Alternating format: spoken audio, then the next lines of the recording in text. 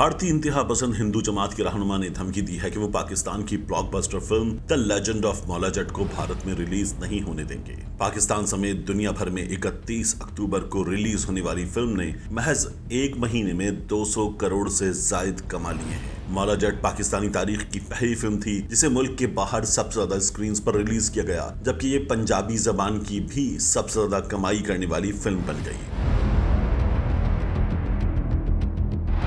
The legend of Maula Jatt को भारत के अलावा खित्ते के दीगर ममालिक में रिलीज किया गया, ताहम इम्कान था कि इसे भारतीय रियासत पंजाब में भी नुमाइश के लिए पेश किया जाएगा क्योंकि ये फिल्म पंजाबी जबान में है।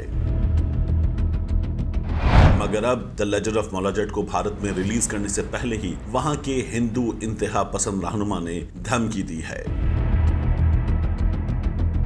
भारतीय मीडिया के मुताबिक महाराष्ट्र नवनिर्माण सेना के रहनुमा अमेय खोपकर ने अपने ट्वीट में पाकिस्तानी फिल्म के खिलाफ ऐलान किया कि उनकी जमात फिल्म को भारत में रिलीज नहीं होने देगी। उन्होंने लिखा कि उन्हें मालूम है कि पाकिस्तानी फिल्म को भारतीय कंपनीज इंडिया में रिलीज करना चाहती हैं, लेकिन उनकी जमात ऐसा नहीं होने देगी। उन्होंने कहा कि उनकी जमात the legend of Maula Jatt को भारत के किसी भी कोने में रिलीज नहीं होने देगी। लोगों ने तनकीद का निशाना बनाया और लिखा कि वो पाकिस्तानी फिल्म्स नहीं बल्कि फवाद खान के फैन हैं, इसलिए फिल्म को भारत में रिलीज करने की इजाजत दी जाए। खोपकर ने जवाब में कहा कि जो लोग पाकिस्तानी अदाकार के मद्दाह हैं वो फिल्म देखने के लिए पाकिस्तान चले जाएं।